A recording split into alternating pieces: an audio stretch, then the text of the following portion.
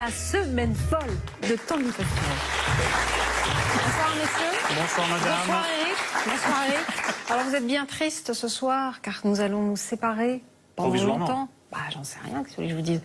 C'est la dernière de l'année. Je rappelle donc à tous vos amis et à tous vos ennemis, et je vous regarde là tous les deux, que c'est le moment de réagir sur les réseaux sociaux avec le hashtag ZenPP. Un petit truc à ajouter, Eric? Non. La simple... Si, je voudrais dire, je suis doublement triste. C'est la dernière, c'est la fête de la musique et je propose de canoniser l'inventeur des boules caisses. Qui sauve chaque année mon 21 juin. Oui, monsieur Kies, c'est un bienfaiteur de l'humanité, monsieur Kies. Je voulais le saluer aujourd'hui. Bon, nous voulions saluer la simple présence d'Henri Guénaud la dernière fois parce que sa simple présence a donc permis l'introduction en bourse de notre tirelire de Gaulle. Albert de Belgique a encore compté 18 citations la semaine dernière. C'est quand même l'homme de l'année, l'homme politique de l'année, le général. Hein. Ouais. Donc notre cagnotte monte à 202 €. Nous n'irons pas au restaurant avec ça. Parce que vous m'inviterez sur vos propres deniers, il ne faut pas déconner, nous ferons un don à une association. Allez messieurs, les chronomètres sont prêts et son dernier mois, c'est l'heure du match.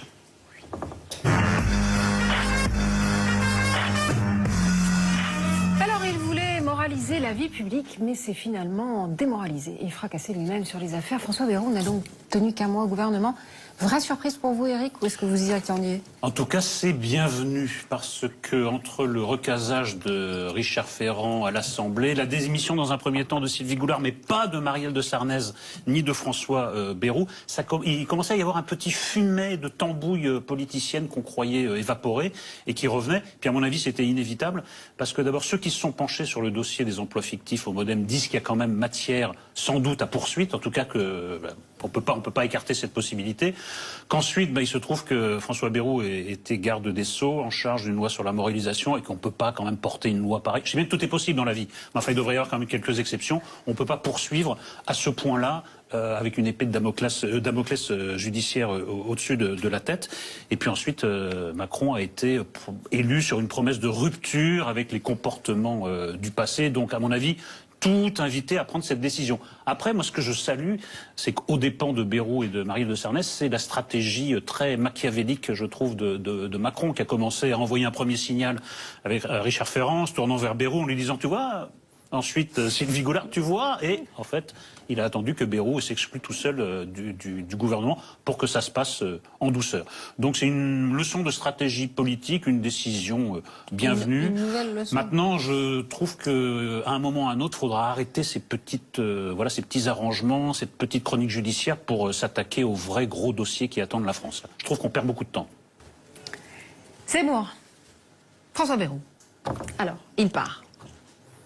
Non, ça vous inspire? Ça vous inspire pas? Bah, non, bof. Qu'est-ce que ça dit pour vous? Mais je trouve que tous ces gens-là payent leur obsession de la morale, surtout quand la morale devient de la moraline. Moi, je ne comprends pas ce moralisme pointilleux sur l'argent du Parlement européen, je vais vous dire, toute cette histoire des emplois fictifs, etc.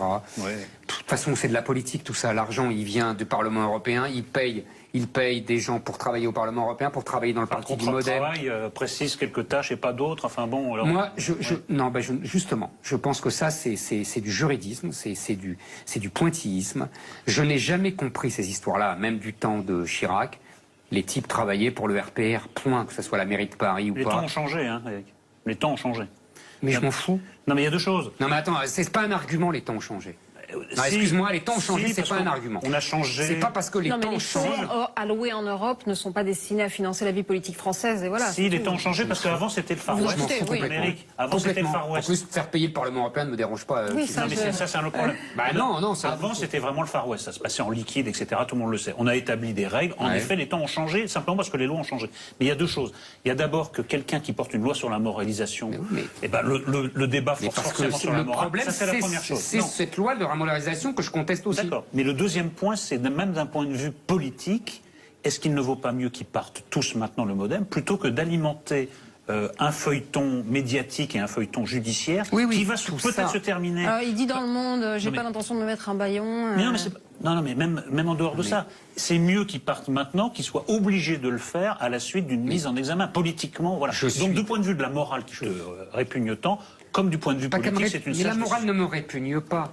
Je distingue la morale, le droit et la politique. Aujourd'hui, on met tout ensemble, on met tout dans un sac et on jette à la vindicte générale. C'est ça que je conteste. Il y a des règles et il me semble qu'ils devraient respecter les règles. Il y a des règles de droit, il y a des règles de contrat du travail. Si on prend un peu de hauteur, je pense... Prenons un peu de hauteur par rapport à la loi, c'est intéressant. Non, pas par rapport à la loi, par rapport au miasme médiatico-juridique.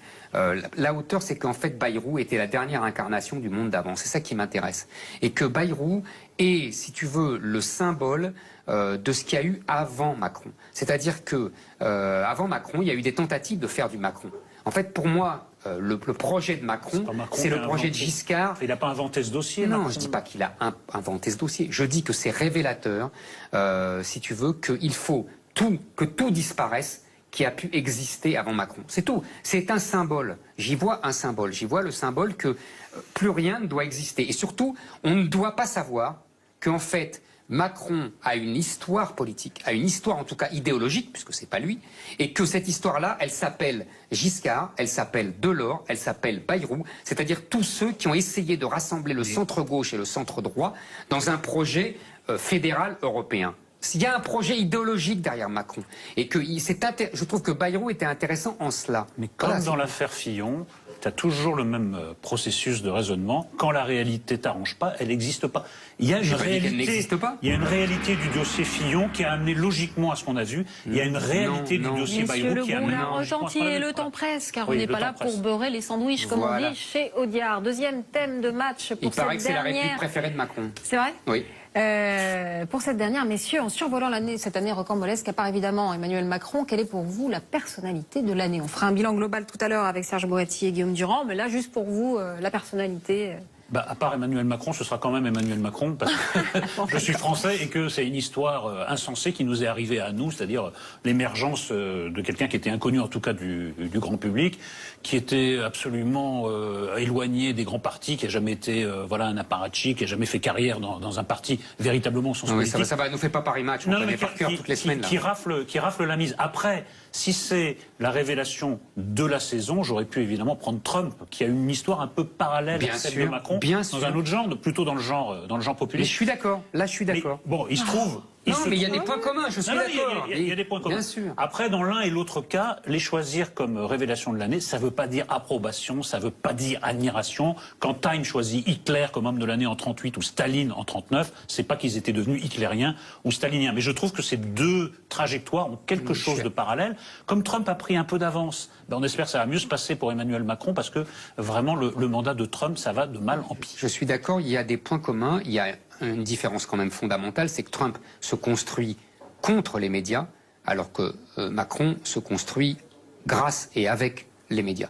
Ça fait un point radicalement différent quand même. Trump a existé par les médias, c'est un homme de médias, c'est un homme de la télé-réalité. Oui, mais idéologiquement con. Non, mais je veux dire, c'est ça. Bon, d'accord. Maintenant, pour le reste, si on doit prendre un Français et qu'on ne doit pas prendre Macron, moi j'ai trouvé que les deux révélations de l'année, ça a été dans des genres différents, Mélenchon et justement Bayrou. Bayrou, pour le côté comte de Monte Cristo, je reviens 20 ans après. Et je repars. Oui, là en l'occurrence, le Monte Cristo raté, ce qui n'était pas dans le roman. Je suis d'accord. Il n'a pas eu le temps de tuer tout le monde, c'est dommage. C'est un Dantes sédenté. Voilà, exactement. Oh, joli. Et Mélenchon pour sa campagne old school, comme dirait notre camarade Onfray, c'est-à-dire il a fait une campagne à l'ancienne, très 5e République, en proposant la mort de la 5e République. Ça, j'ai trouvé ça assez fort. Très bien, messieurs, on enlève les chronomètres, mais pour cette dernière, j'ai une petite surprise pour vous. On a demandé à nos téléspectateurs de vous poser des questions et je me fais leur porte-parole. Ça va être rapide. Quel est le souvenir le plus marquant pour vous au cours de toutes ces saisons, de ces 10 ans d'amour? À brûle-pourpoint, vous avez pas le... Télévisé, évidemment. Ah, ici. Ici, dans cette émission-là, ou chez Ruquier? Chez Ruquier, non. 10 ans. Chez Ruquier, vous l'avez toutes ces saisons de Zen. Mais c'est de ta faute, alors tu as dit 10 ans. Non, pour moi, ça a été... ça reste, pour des tas de raisons, la première, dont l'invité était Bayrou, d'ailleurs. Absolument, je m'en souviens. parce que ça faisait suite à une autre aventure et moi je dis franchement que quand ça s'est arrêté, on n'est pas couché, je pensais que la paire Zemmour-Nolo, c'était également la fin de cette aventure. Donc on était un peu surpris que ça continue. Et puis on a senti que ça fonctionnait, que quelque chose pouvait se passer. Et comme on n'avait aucun repère, on n'avait jamais été dans une émission de cette manière, il y avait une sensation de saut en parachute. Est-ce que le parachute va s'ouvrir? Il me semble qu'il s'est ouvert, voilà. Moi, je garde, c'est un des souvenirs les plus vifs. Après, comme il s'est succédé des centaines d'invités, c'est très injuste de sortir. Oui, oui, c'est vrai que c'est compliqué. Bon, alors vous aussi, on dirait que c'est la première. Non, non, mais oui, si on veut. Mais je me souviens très bien de celle de Bayrou aussi. Ouais, absolument. Donc, je me souviens très bien. Et effectivement, il y a eu pas mal de hauts faits dans cette émission. Donc, c'est souvent assez truculent, on dira. D'accord. Alors, deuxième question. Si vous pouviez changer une action d'un président français, qu'auriez-vous modifié et pourquoi? Dans l'histoire de la cinquième. De la cinquième. Ouais. Ah là, vous êtes quoi? Pour Votre moi, cueilli, monsieur la décision de faire élire le président de la République au suffrage universel. Ah, pas mal. Ouais. Moi, pour moi, l'instauration du regroupement familial en 1975, qui est une catastrophe historique. Très bien. Dernière question. Comment fait Éric pour supporter Éric depuis si longtemps? Donc ça, je vous laisse. C'est très simple, la réponse, c'est un métier. La réponse, c'est qu'il faut distinguer, ce qu'on ne sait plus aujourd'hui, l'amitié des idées. Je suis très frappé de ça. Je veux dire, quand j'étais jeune, on savait s'affronter et ensuite on restait amis. Aujourd'hui, j'ai l'impression que les gens ont de plus en plus de mal à coordonner, si j'ose dire, et à marier l'amitié avec des désaccords idéologiques et politiques. Moi, quand j'étais jeune, c'était banal. Aujourd'hui, ça devient exceptionnel. Je pense que les gens sont de plus en plus sectaires et je pense de plus en plus ignorants. Très bien, merci messieurs. En avant pour cette dernière, c'est l'heure de notre premier débat.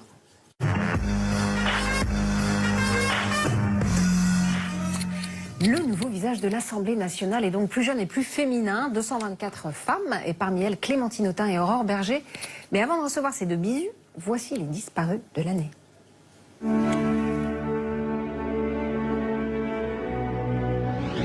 J'ai décidé de ne pas être candidat à l'élection présidentielle.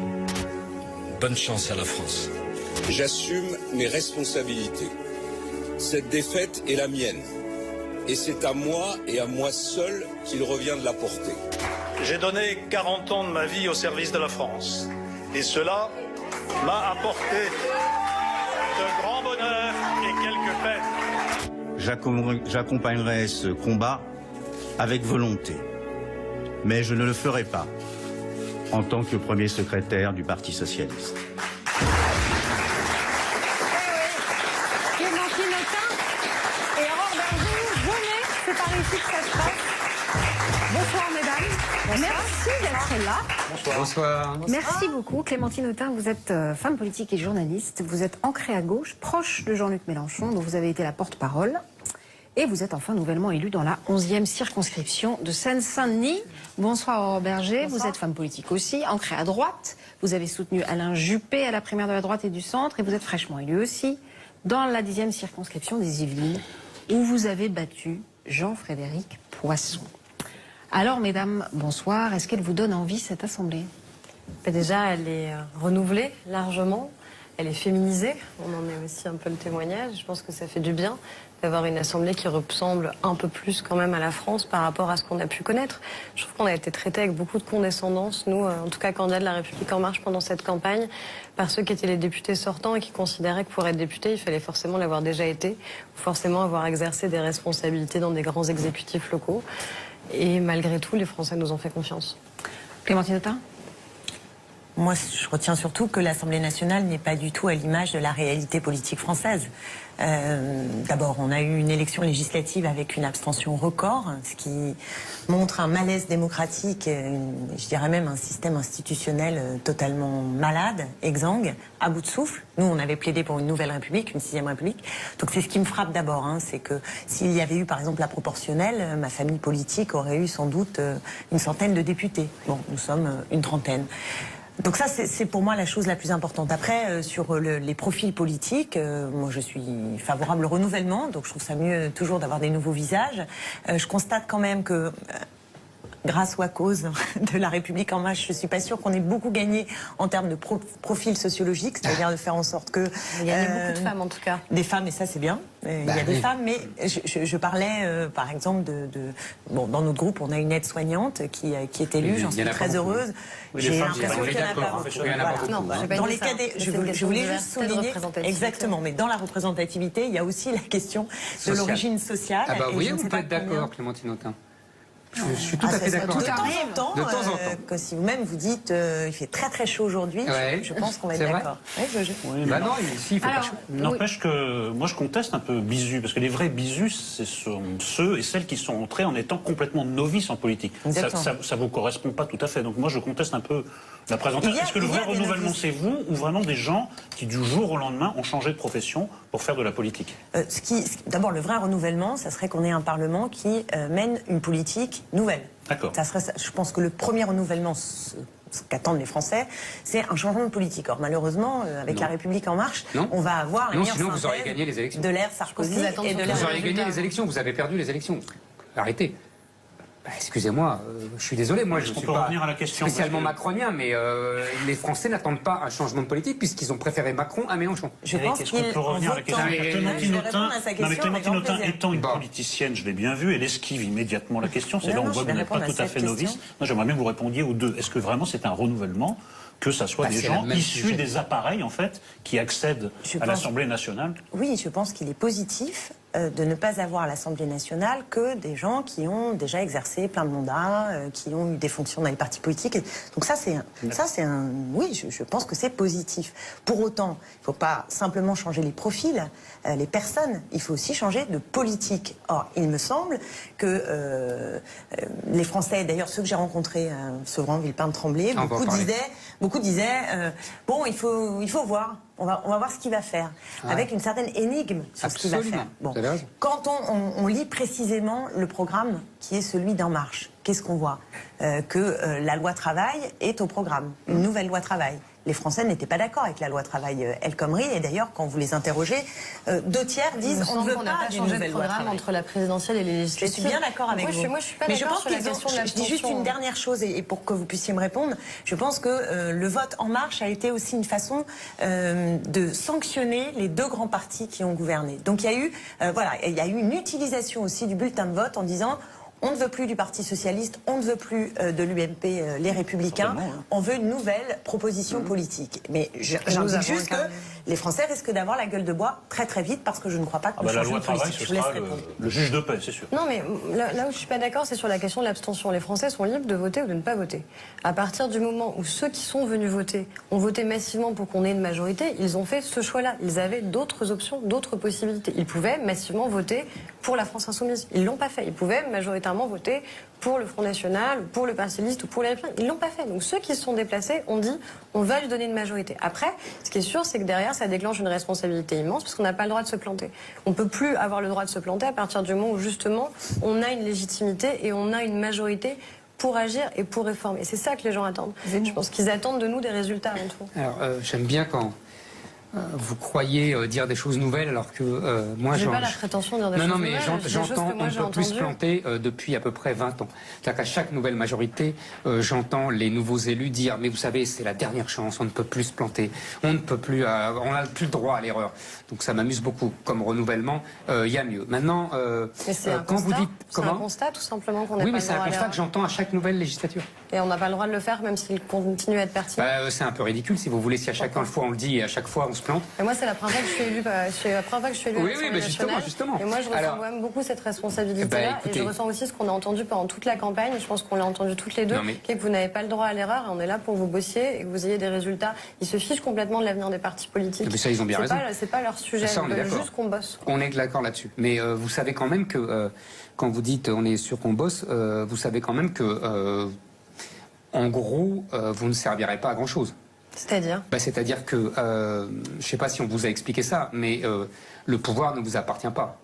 Le pouvoir sera décidé par la technocratie macronienne qu'il a déjà mis en place et vous serez des braves petits soldats qui devront obéir à la technocratie macronienne. Vous reprenez le même argument qui était celui de la campagne législative, qui était d'une condescendance inouïe, qui était de considérer que les parlementaires que nous pourrions être étaient forcément des parlementaires inutiles. C'est exactement ce que vous serez. Moi, je crois pas. C'est hyper condescendant de dire ça. C'est condescendant à l'égard des Français qui ont fait le choix de voter pour nous et de voter massivement pour nous. Bien sûr que si. Pendant toute la campagne, on a dit ça. On a dit vous ne servirez à rien. Mais ils avaient raison. Très bien. Sauf que les Français ont voté pour nous justement pour qu'on serve à quelque chose. Vous considérez que nous serons inutiles parce que vous ne partagez pas la politique que nous avons voulu mettre en œuvre. Excusez-moi. Moi, je considère qu'on sera utile justement pour mettre en œuvre cette politique. D'accord, je peux répondre. Les Français n'ont pas voté pour que vous soyez utile. Ils ont voté justement pour laisser le pouvoir à Macron qu'ils avaient élu 15 jours plus tôt. Ils sont monarchistes, les Français. C'est ça qui désole Clémentine Autain, mais c'est un autre sujet. Les Français sont monarchistes. Donc, vous n'existez pas. On aurait mis une chèvre à la place d'Aurore Berger. On aurait mis... Je trouve sidérant, genre l'argument et la condescendance inouïe qui est la vôtre. Mais écoutez, madame, je suis désolé, on disait la même chose des députés gaullistes en 68. Vous voyez, c'est pas condescendant. Moi, j'étais pas née en 68. Mais c'est bien, c'est pour ça que je vous l'apprends. On disait la même chose. On mettait une chèvre avec une étiquette gaulliste et il aurait été élu. Donc, vous voyez, c'est pas condescendant et c'était des députés gaullistes. Mais ça reste tout aussi condescendant. Mais pas du tout. Mais le Parlement ne sert plus à rien dans la Ve République, entre la technocratie et d'ailleurs, c'est là où Clémentine Autain n'a pas tort. La vérité, c'est que sous couvert de renouvellement, il y a un retour aux sources de la Ve République et c'est le pouvoir technocratique qui a repris le pouvoir. Le pouvoir technocratique de gauche et de droite. Et donc, avec l'alliance de l'oligarchie bruxelloise. Ce sont deux choses très différentes. Comment ? Vous confondez pouvoir présidentiel et pouvoir technocratique qui sont deux choses très différentes. C'est la même chose. En l'occurrence, c'est la même chose. Le fait justement que la politique reprenne ses droits et qu'on ait un président qui préside, c'est pas la même chose que d'avoir une technocratie au pouvoir. C'est exactement la même chose, Madame Berger. Bien sûr, je fais ça. Non, je pense en effet qu'Emmanuel Macron s'est moulé formidablement dans cette Ve République avec un style assez bonapartiste. C'est un enfant de la Ve République. Exactement. Et que la question qui est posée aujourd'hui en France et qui fait qu'il y a ces taux d'abstention records, c'est que peut encore la politique. Et l'abstention record, vous dites les Français, bah, tant mieux, c'est ceux qui se sont exprimés. Mais enfin, je voudrais souligner le fait que dans les territoires les plus populaires, là où vous avez des populations les moins inclus, au capital économique le plus bas, eh bien ceux-là, ils ne voient pas l'utilité d'aller voter et ils sont très en dehors de ce champ politique qu'ils estiment inutile. Donc la question qui nous est posée est celle de la souveraineté populaire. Et je crois que la crise que nous traversons, qui est liée évidemment au poids de l'Union européenne sur les politiques que nous pouvons mener, mais qui est liée aussi au fait que les politiques se sont suivies, ils ont fait des alternances, un coup à droite, un coup à gauche, et au total la même politique. Le chômage s'est creusé, les inégalités sociales et territoriales ont explosé, et les Français ont le sentiment que leurs enfants vont vivre moins bien qu'eux. Donc cette projection dans une régression sociale sans fin les dégoûte, les éloigne de la politique, et je ne vous parle pas des affaires, de tout ce qui est lié à la corruption, du sentiment que les élus sont des privilégiés et qui contribuent aussi à délégitimer la politique. Donc moi, si on dit, mais non, les Français ont voté, tout va bien, regardez, on a du pouvoir, machin, je pense qu'on est très en deçà de ce qui s'exprime dans le pays, et moi, ma thèse, je pense que ce gouvernement est instable. La situation politique, même si Macron a une majorité, je la crois profondément instable parce qu'il y a une insatisfaction dans le pays qui va très très vite s'exprimer. Et quand les premières mesures vont être prises par ce gouvernement et qu'elles vont aller dans un sens toujours la même chose, hein, donc la loi travail qui considère que en facilitant le licenciement on va lutter contre le chômage. Ah oui, ça c'est un reconnaissance. D'ailleurs, ça fait 30 ans qu'on l'a. Non mais ça elle a raison. Elle a raison. Il a gagné le premier tour, il a gagné la présidentielle, c'est validé. Non mais c'est vrai. Moi je vous dis, ma conviction est qu'il n'y a pas de majorité d'idées dans le pays, d'adhésion véritable sur un certain nombre de propositions. Par exemple, l'impôt sur les grandes fortunes. Emmanuel Macron propose qu'il y ait la partie qui est liée aux actions qui soit supprimée. Donc en clair, une diminution de l'impôt sur la grande fortune. Je ne crois pas qu'aujourd'hui en France, il y ait une majorité de personnes, de citoyennes et de citoyens qui soient d'accord avec cela. Et je pourrais aligner la hausse de la CSG, toujours comme ça, la hausse de la CSG sur les retraités. Hein. On nous dit que c'est pour les petites retraites. Non, c'est pas pour les petites retraites. Voilà, pardon, excusez-moi, c'est pas pour les petites retraites. Mais enfin, les petites retraites, elles commencent à 1 200 €. Hein, moi, j'estime qu'à 1 200 € aujourd'hui en France, c'est une petite retraite. C'est toujours comme ça. Et il y aura, bien sûr, parlons-en de la taxe d'habitation. On peut refaire le débat des législatives. Mais oui, mais non, mais pendant les législatives, et les Français ont tranché. Les Français ont tranché en donnant une majorité au président de la République. Attendez, ils ont tranché. Il va y avoir un débat parlementaire. Moi, il n'y aura pas de débat parlementaire, il y a les ordonnances et en voiture, Simone. Il y a des lois d'habilitation. Il y a des lois d'habilitation, etc. Bon. Qu'est-ce qui vous sépare fondamentalement sur la loi travail? Vous, Clémentine Autain, qu'est-ce que vous voudriez obtenir? On ne peut pas tout obtenir puisque vous êtes minoritaire. Quelles sont pour vous les lignes rouges? Et pour vous, Aurore Bergé, quels sont les points sur lesquels vous pensez, vous, à titre personnel, pas par discipline de groupe, qu'on peut évoluer sur la loi travail? En commençant par vous, Clémentine. Bon, moi, je ne veux pas de cette loi de travail, ni de près, ni de loin. Oui, enfin, vous êtes minoritaire, certes, mais nous allons nous battre pour son retrait. Et des points sur lesquels, particulièrement, vous voudriez obtenir des avancées, puisqu'il est entendu que vous n'aurez pas... On n'en veut pas parce que c'est une litanie de recul. Donc, qu'est-ce que vous voulez que je vous dise? Donc, je ne veux pas de la chômage, négociation. par exemple, pour les indépendants, c'est un recul. Je ne veux pas, par exemple, de négociation dans l'entreprise. C'est-à-dire que, en fait, toute la logique de la loi, mais on va voir après dans le détail, il faut qu'il y ait... on va le voir, le débat parlementaire risque d'être totalement escamoté. Ça n'empêche pas d'en débattre dans la rue, sur les plateaux de télévision, dans le débat public, partout où on peut. Partout où on peut, et je peux vous dire que nous, en tant que députés opposés à cette loi, nous allons organiser des réunions publiques partout où nous sommes pour justement informer du contenu de cette loi et qu'il y ait une appropriation. J'ai quand même l'impression que ça risque d'être un peu biaisé dans la manière dont ce sera présenté. Oui, il y aura un parti pris, en effet, mais vous avez raison, il y aura un parti pris, le parti pris... il y a des partis pris de part et d'autre. Non, mais c'est pas une réunion d'information dans ces cas-là. Mais c'est pas de l'information. Est-ce que vous dites de la propagande? C'est exactement le mot que vous avez employé. Oui, d'informer sur le contenu précis et en effet de donner notre point de vue sur ce que recouvre cette loi.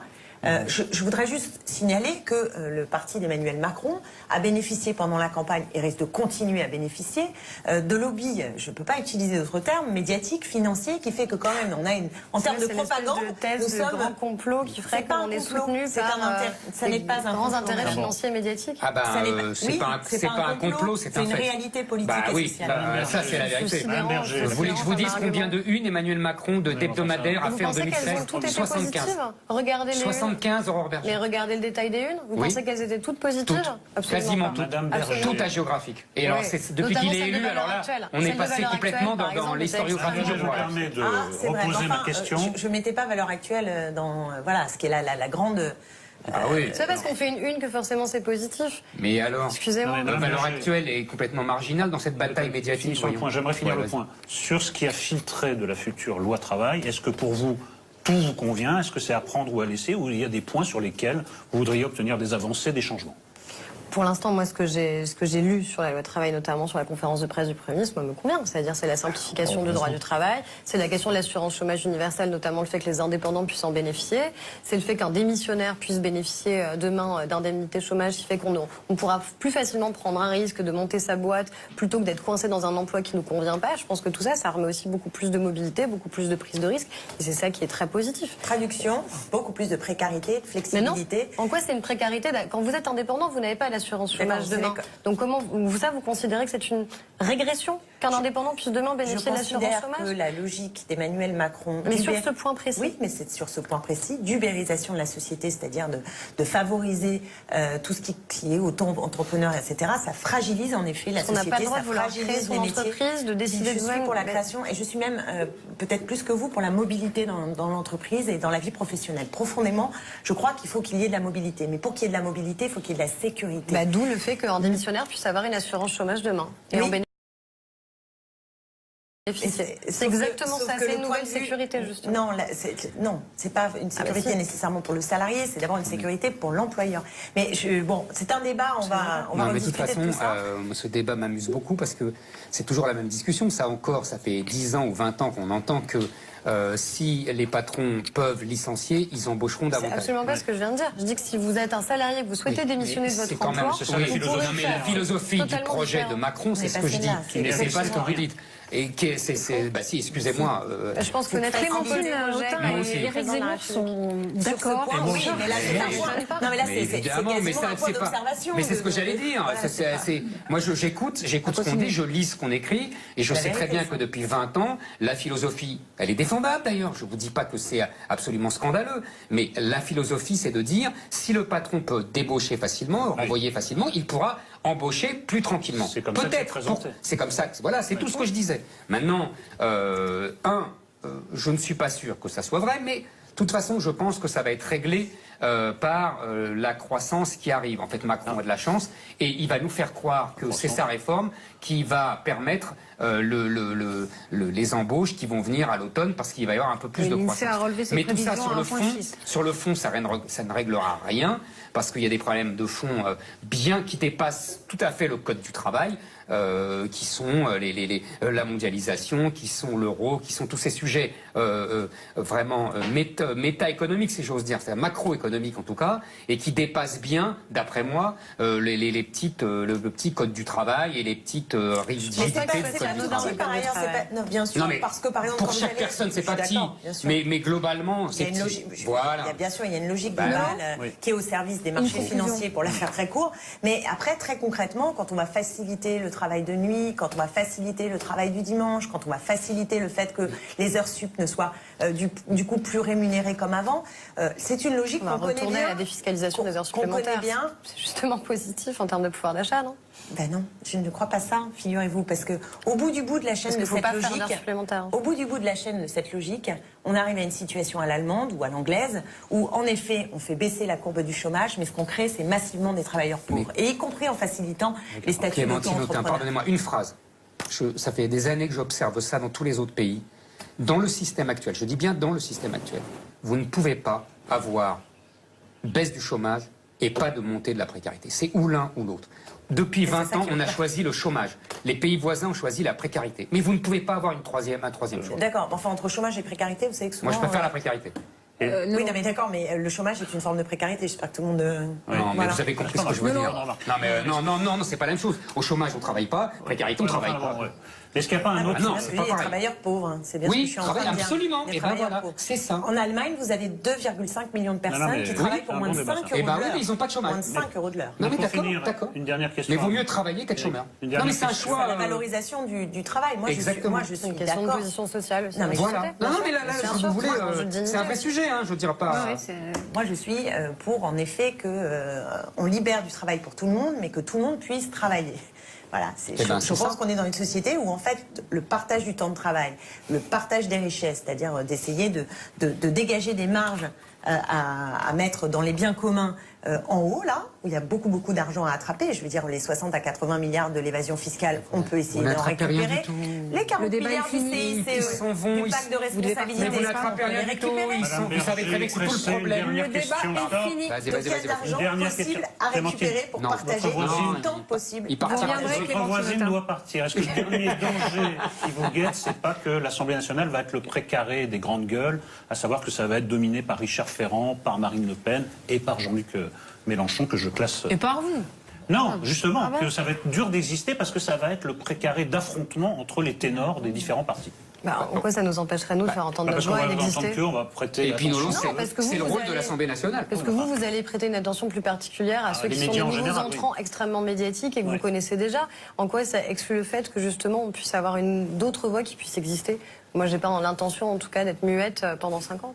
Clémentine Autain, un tout petit mot, parce que... Non, mais je sais pas, j'ai été classée parmi les grandes gueules, et hier, il y a un ami qui m'a dit « Oh, mais je t'ai vu dans les grandes gueules, toi qui es pourtant... » Mais vous savez quand même, Aurore Berger, que si on vous a mis Richard Ferrand, c'est que justement, c'est pour que vous la rameniez pas. Vous avez compris ça quand même. C'était ma question. C'est exactement comme Jobbs avec le groupe socialiste en 81. Ça, c'est un garde de chiourme, et vous allez vous taire. Non, mais moi, je vous préviens, je suis gentil avec vous. Non, vous l'êtes pas, et je pense pas que vous connaissiez bien les parlementaires qui sont ceux de La République En Marche, mais vous allez avoir 5 ans pour les découvrir et voir qu'ils sont pas muets non plus. Pour ce qui concerne les nôtres, je vous assure que vous allez nous en parler. C'est vrai on verra ça à la rentrée. Moi, je connais pas les nouveaux parlementaires, mais je connais la 5e République. Et on en reparlera. Merci beaucoup, mesdames, d'être passées sur le plateau. Dans un instant, Serge Moati, Guillaume Durand, Jean-Marie Le Pen, Christian Estrosi et évidemment Tanguy Pastureau et Alba Ventura. Mais tout de suite, c'est la pub.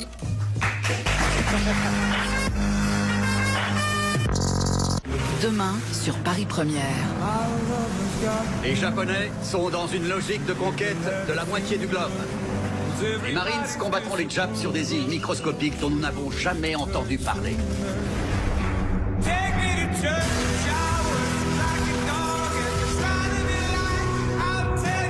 Avec la rapidité d'une balle. Sur le plateau de Zéro et Mélo, avec Serge Moati, Guillaume Durand, Jean-Marie Le Pen, Christian Estrosi, évidemment Tanguy Pastureau et Alba Ventura. Mais auparavant, écoutez bien ça, les garçons. La déroute géante à la face effarée, se lève grandissante au milieu des armées. Quelques vers du poème de Victor Hugo sur Waterloo, dont nous commémorons cette semaine l'anniversaire, mais ça pourrait s'appliquer à ce qui s'est passé cette année pour les grands partis politiques en France. Et du coup, nous allons en parler tout de suite. En molesque en images avec Gaël Atlan et Dimitri Kefelec. Ils décernent les zen d'or de la rédaction. Magnéto. Favoris ou challenger, sur le devant de la scène ou en retrait, ils et elles ont marqué cette année électorale exceptionnelle. Ce soir, la rédaction leur remet les zen d'or. Dans la catégorie meilleur figurant, Jean Lassalle. Pourquoi il est important de rassembler ce grand peuple? François Asselineau. Sortir de l'Europe pour y rentrer, c'est un peu comme le sparadrap du capitaine Haddock dans l'affaire Tournesol. Philippe Poutou. Philippe Poutou qui se retourne vers nous peut-être. Vous êtes avec nous. Nathalie Arthaud. Le problème qu'il y a et qui pèse sur nos têtes, c'est la dictature de cette classe capitaliste. Et le gagnant est Jean Lassalle. Je dois faire en sorte que cet État ait de nouveau des chaînes qui aillent, enfin des chaînes de bien. Hein. Dans la catégorie meilleur second rôle sont nommés Brigitte Macron. À toute ma famille et à Brigitte. Pénélope Fillon. Devant 15 000 témoins, je veux dire à Pénélope que je l'aime et que je ne pardonnerai jamais à ceux qui ont choisi de nous jeter au loup.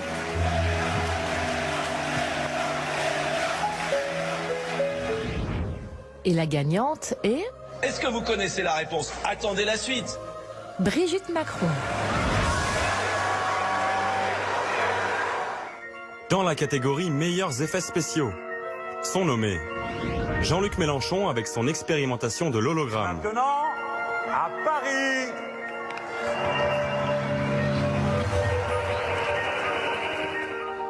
Et Benoît Hamon avec sa caravane pour expliquer le revenu universel. Je veux que voilà, les Français votent en conscience, qu'ils aient la bonne information. Et le gagnant est Jean-Luc Mélenchon.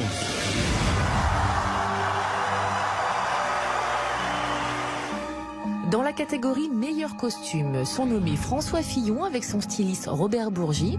L'erreur que j'ai sans doute commise, c'est d'aller me faire habiller chez le tailleur de François Mitterrand. Philippe Poutou dans un style plus décontracté. Autour de ces pupitres, je crois que je suis le seul à avoir un métier normal. Et le gagnant est François Fillon. J'ai eu tort d'accepter ces cadeaux, je les ai rendus. Dans la catégorie meilleur jeune espoir. Si quelqu'un aime la France, c'est Emmanuel Le Pen. François Baroin. Nicolas Sarkozy qui reçoit dans ses bureaux celui qui aurait pu être son Premier ministre s'il avait réussi à se faire réélire, c'est-à-dire vous-même. Et le gagnant est Gérard Collomb. Emmanuel Macron, vous avez dit Emmanuel Le Pen. Attention. Hein. Aime la langue, c'est effectivement Emmanuel Le Pen. Ouais. Et le zen d'or de la révélation revient à Emmanuel Macron. Ce que je veux, c'est que vous, partout, vous alliez le faire gagner, parce que c'est notre projet. Vive la République, vive la France. Voici Guillaume Durand et Serge Moati. Messieurs, c'est par ici que ça se passe. Venez vous asseoir, venez prendre place. Bonsoir. Bonsoir. Bonsoir, Serge Moati. Alors, Eric Nolot m'a dit avant que vous n'arriviez, ce soir, c'est la dernière, mais c'est ton baptême du feu. Parce qu'effectivement, j'ai 4 tribuns sur le plateau. Donc, je vous propose, quand je ferai ce signe-là, est-ce que vous pouvez vous arrêter de parler comme ça? Vous pouvez refaire le Ça, c'est bien. Ouais. D'accord. Bonsoir Guillaume Durand, vous êtes donc journaliste et animateur télé et vous êtes l'hôte à la fois expiègle et matinal de Radio Classique et Paris Première. Bonsoir Serge Moati, vous êtes journaliste et réalisateur. Vous venez de terminer le tournage d'un film sur le PS Année Zéro. Et vous êtes tous les deux... Bien vu. Ah oui, Et vous êtes tous les deux de fins connaisseurs de la Ve République, de la politique. Donc, le zen d'or d'Emmanuel Macron est-ce que vous, contrairement aux deux là qui l'ont pas vu arriver et qui parlaient d'une bulle, moi j'assume. Est-ce que vous l'avez vu arriver? Moi, je crois. Allons-y. Vas-y. Je crois qu'il faut séparer les choses vues, comme disait un grand homme que vous citiez tout à l'heure, et l'analyse. Moi, je peux témoigner d'une chose vue que je vais dévoiler ici ce soir. Il se trouve que mon fils, qui a 18 ans, a eu Madame Macron comme professeur de français à Franklin pendant 2 ans. Il l'a pas épousé. Donc, il n'a pas épousé. Il n'est pas devenu président de la République. Il n'est pas devenu président de la République. Ce qui fait qu'il y a plus de 2 ans, je parle chose vue, quand il était encore ministre de l'économie, j'ai été pressenti pour faire une conférence à Franklin. Il y a un cycle de conférences avec des gens qui viennent, Luc Ferry, etc. Et donc, j'ai fait la connaissance, disons, d'Emmanuel Macron que je connaissais, mais pas assez bien. Et il y a plus de 2 ans, quand il était à Bercy, puisqu'on parle du Zender, tout était écrit. Ça ne veut pas dire que tout était réalisé.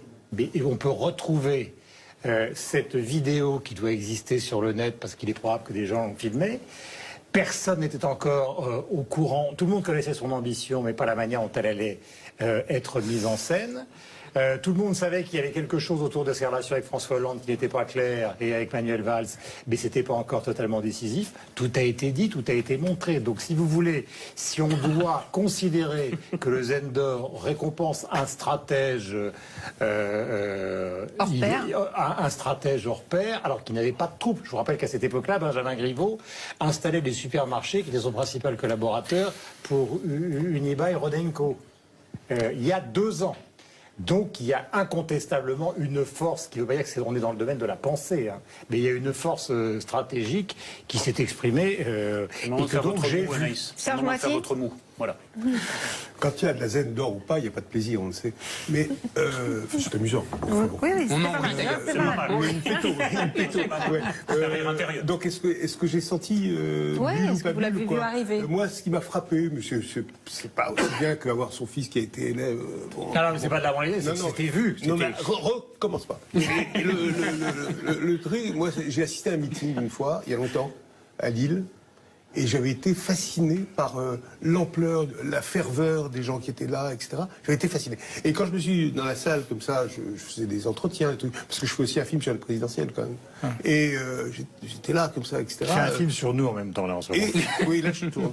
Et donc, en fait, je demandais aux gens, mais votre histoire, d'où vous venez, qu'est-ce qui se passe, etc. Et j'avais rencontré plein de gens qui étaient dans les sections socialistes du Nord. Et ça m'a, non, mais ça ne veut pas dire que. Non, mais c'est très intéressant. Et ça m'a beaucoup troublé parce que eux me reconnaissaient, je les reconnaissais, enfin, je les reconnaissais, non, mais, enfin, oui. Et ça m'a frappé. Et après, je suis allé interviewer Macron dans sa loge de maquillage, enfin, etc., etc. Enfin, bon, hein. Et je l'ai trouvé absolument, littéralement. Il te donne l'impression que quand tu lui parles, tu es vraiment un type, ce qui est vrai dans mon cas, un type parfaitement intelligent et parfaitement indispensable à c'est sa ce qu'on disait de compréhension du monde. Sarkozy et de Hollande aussi. Ouais, c'est un peu un truc de président, ça. Sarkozy, tout le monde a dit ça. On a l'impression qu'on est le plus important. Non, Sarkozy, il écoutait personne. Sarkozy. Moi, je crois pas. Il écoutait personne et il parlait tout le temps. Et Hollande aussi, on dit. Hollande est plus malin, mais Sarkozy, Sarkozy parlait tout le temps. Lui, c'est formidable, l'attention qu'il prête à des propos qui étaient fadasses, les miens. Ce que je trouve ça assez drôle dans vos témoignages, c'est que je pense que vous, sans vouloir vous offenser, vous recréez rétrospectivement une impression. Parce que s'il y a un mauvais orateur, c'est bien Emmanuel Macron. Dans ses meetings, il est nul.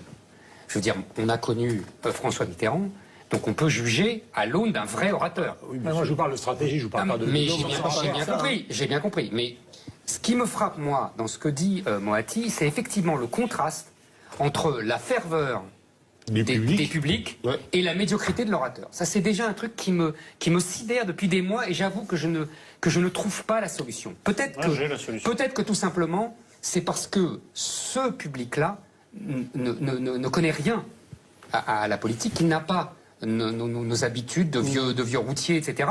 Et qu'il trouve ça formidable. C'est l'enthousiasme qui provoque l'enthousiasme. Peut-être. Son enthousiasme. C'est ce que je dis. C'est ce que je dis. Donc voilà, ça c'est une première chose. Deuxièmement, la stratégie, Guillaume Durand, je suis d'accord, ça a été très bien pensé, très bien mis en œuvre. Ça, je suis. Et surtout, un incroyable sens du secret. Car pendant des mois, la dizaine de personnes qu'on a vu remonter vers l'Élysée sur le tapis, les jeunes en noir, etc., il n'y en a pas un qui en gros, pour s'appliquer, qui l'a ouvert. Alors que tout le monde sait très bien, vous comme moi, que dans l'histoire du sarkozysme, dans l'histoire de François Hollande, c'était table ouverte au bavardage. Tout à fait d'accord. Tout à fait d'accord. C'est ce qui a changé. En fait, on est revenu, c'est ce que j'ai dit tout à l'heure. On revient aux traditions de la 5e. La technocratie gouverne et se tait. C'est très intéressant. On revient aux années 60-70, mais dans un monde évidemment différent. C'est le monde d'avant qui revient paradoxalement sous des couleurs modernistes. C'est toujours comme ça. Oui, c'est toujours comme ça. Mais c'est très intéressant. Ça, je suis d'accord. On a le droit de parler d'autre chose? Bien sûr. Non, mais sur ce que tu viens de dire. Ah ben allez-y. Pardon. Non, allez-y. L'histoire du monde d'avant et du monde nouveau, etc., je trouve ça insupportable. Pourquoi? Dites-moi. Parce que ça n'a pas de sens. Oui, je suis d'accord, c'est ce que je dis. Voilà. C'est pour ça que je dis c'est la même chose que le monde d'avant. Oui, mais ça n'a pas de sens profondément. J'essaie de reprendre les termes employés. Oui, mais c'est très blessant, je leur ai dit. Je leur ai dit parce que je trouvais ça insupportable. Enfin, qu'est-ce que ça veut dire, quoi? C'est parce que tu as plus de 60 ans que tu fais partie des objets inutiles, rue des Morillons, objets perdus. Il y a que ça. Oui, je me sens visé. Vous personnalisez le débat. Oui. Mais c'est pas mal de le faire. On va tous être concernés un jour ou l'autre. Ben moi, dans 20 ans, dans 30 ans, vous. Mais moi, c'est fait. Donc, dans 50 ans, vous voulez dire? Non, mais c'est non, mais je ne pense pas une seule seconde que Macron soit un homme jeune intellectuellement. Je pense qu'il est biologiquement jeune, mais intellectuellement. Il est très vieux. Son épouse l'a souvent dit au détour, elle l'a laissé suggérer au détour des entretiens, c'est un homme qui n'a que rarement été jeune. Mais la maturité plus la stratégie. Alors après, la question de savoir pourquoi tout s'effondre devant une volonté qui est une volonté dissimulée, c'est la question centrale. Mais moi j'ai la réponse à l'incompréhension de Zemmour. La réponse, elle est dans Guerre et paix de Tolstoï. Ah oui. Tolstoï, excellent livre. Ah oui. Un peu long, je suis d'accord. Je sais ce qu'il va dire. C'est que Tolstoï vous explique que peu importe la qualité du chef, si les troupes ont décidé qu'elles vont gagner la bataille, il y a un esprit collectif. Et on peut expliquer par des tas de raisons. Il y avait en France une volonté collective de tourner la page. Il se trouve que Macron l'a très bien compris. Ça s'est cristallisé autour de lui. Il y a quand même aussi la chance des grands audacieux. On est toujours dans Napoléon. Donnez-moi un général qui a de la chance. Donc il y avait ça. Il y avait ça. En effet, les affaires, je pense que Fillon, sans les affaires, il aurait quand même été dur à battre. Pas sûr. Mais je ne suis pas d'accord avec ça. Mais en tout cas, je crois... C'est une discussion qu'on a sans cesse depuis des semaines. Je pense que le canard enchaîné est totalement minoritaire dans la percée de Macron, puisqu'on parle des termes. Et que la bonne explication, c'est celle qu'a donnée Valérie Pécresse il y a quelques jours sur BFM le soir. Elle a dit c'est la guerre des chefs qui nous a plombés. Ce qui est assez bizarre, c'est qu'elle ne l'ait pas dit d'une manière totalement c'est une bonne explication, Guillaume. Non mais par exemple, si vous prenez le fameux week-end, tous ceux qui nous regardent ont le souvenir du Trocadéro, quand vous voyez que Barouin dit j'étais là, non pas pour témoigner. D'accord.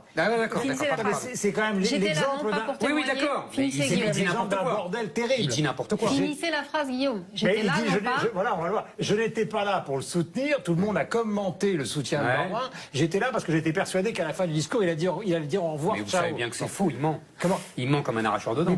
Il était venu pour soutenir Fillon comme le mensonge, c'est la base fondamentale de la civilisation. Ça veut dire qu'il y a autour de toute cette bande-là un effondrement qui était tellement évident qu'il a été très facile pour un homme qui était entouré par une petite bande qui fonctionnait dans le secret d'écraser un père politique Hollande que plus personne ne voulait voir et de massacrer des gens dont la rivalité était mortelle. Mais Guillaume, souvenez-vous de Mitterrand disant donnez-moi 10 types fidèles et décidez, je vous prends Paris. C'est le truc balsacien qu'on connaît dans la littérature. Sauf que lui, ça a pris 40 ans, pas 2 ans.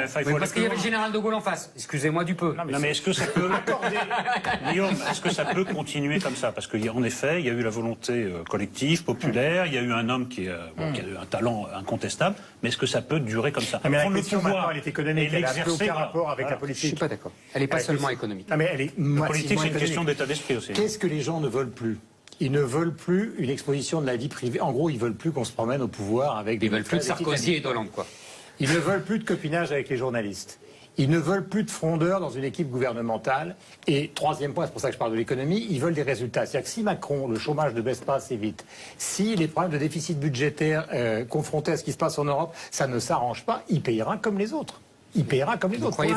Non, Guillaume, est-ce que vous croyez vraiment que c'est l'économie qui a fait dans cette élection. Mais vous n'avez pas compris ce que je veux dire. Alors. La période qui est celle qu'on vient de vivre, qui est l'accompagnement de son succès, c'est une période de correction de ce qu'ont fait les deux autres avant. Maintenant, effectivement, je suis d'accord avec vous deux, l'essentiel commence. Ah oui, non, ça c'est évident, mais ça c'est une banalité, mais bon...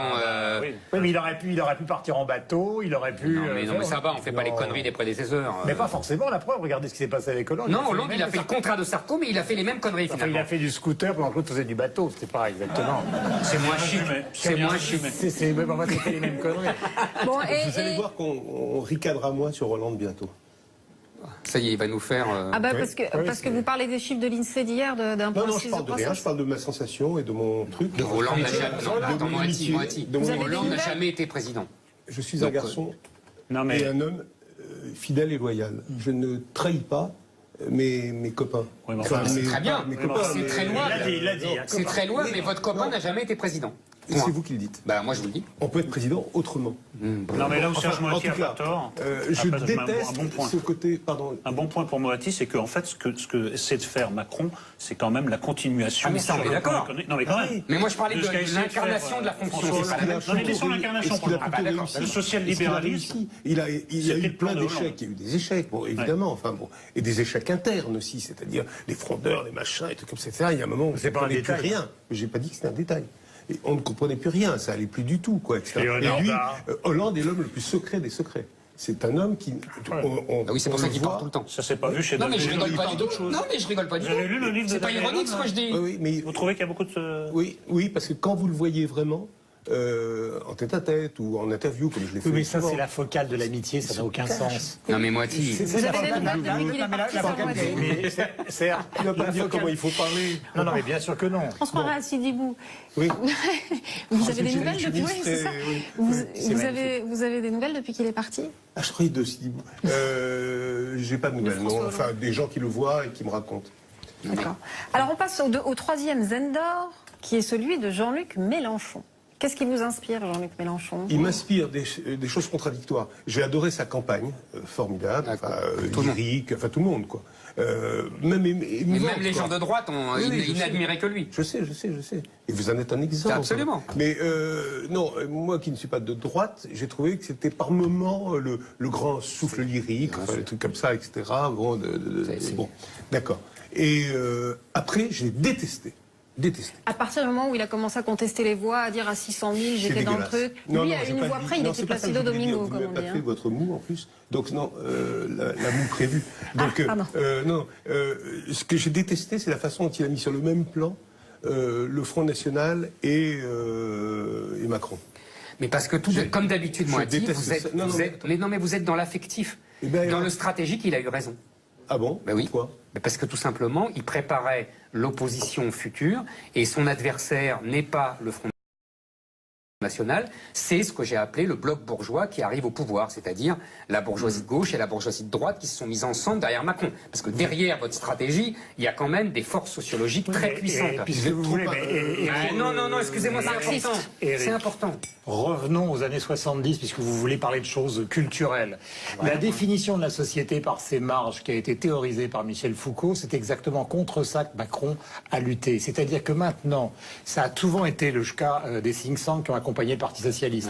On ne peut pas faire une addition des gens qui prennent de la coke, des gens qui avalent des lames de rasoir, des gens qui écoutent de la musique punk, des gens qui sont en difficulté dans les dortoirs, des gens qui ont un accompagnement de vie qui est très compliqué. Tout ça, dans une société qui est dominée, je ne dirais pas la bourgeoisie, par les classes moyennes, ce sont des stratégies perdantes. C'est faux. La société n'est plus dominée par les classes moyennes. Les classes moyennes se désagrègent depuis les 20 ans de mondialisation. Mais oui, mais entre désagrégés et dominés, vous voyez bien qu'il y a une énorme différence. Les classes moyennes dominent en France et elles sont en difficulté, mais elles dominent. Mais pas du tout, elles sont désagrégées. Ce qui leur a pas plu du tout dans le conglomérat Sarkozy-Hollande, c'est qu'ils ont été écrasés d'impôts. C'est-à-dire qu'ils ne se reconnaissaient pas dans la situation de François Finot et ils ne se reconnaissaient pas du tout dans, en gros, pour simplifier, les lecteurs des Inrocks. Donc ils ont trouvé parce que c'est ça les marges. Attendez, excusez-moi, c'est pas les classes moyennes, comme vous dites, ça dépend ce que vous appelez classes moyennes, qui ont voté pour Emmanuel Macron. Ce qui a voté pour Emmanuel, pour regarder les cartes géographiques du vote Macron, c'est les métropoles mondialisées. C'est vraiment le cœur de la domination. Aujourd'hui, excuse-moi, non, les classes moyennes ne sont pas dans les grandes villes, mon cher Durand. Excusez-moi. Ou alors vous avez une idée des classes moyennes qui est un peu élevée. C'est ce que j'appelle la bourgeoisie. C'est plus les classes moyennes. Mais restons sur Mélenchon. C'est Mélenchon. Mais Mélenchon, il n'a pas attiré le vote populaire non plus. Sur ce point-là, il a échoué. Donc tout ce liérisme. Oui, absolument. On est tout à fait d'accord. Plus la Seine-Saint-Denis. Qui vote pas. Non, pour la présidentielle, elle a voté. Elle a voté Mélenchon. Si.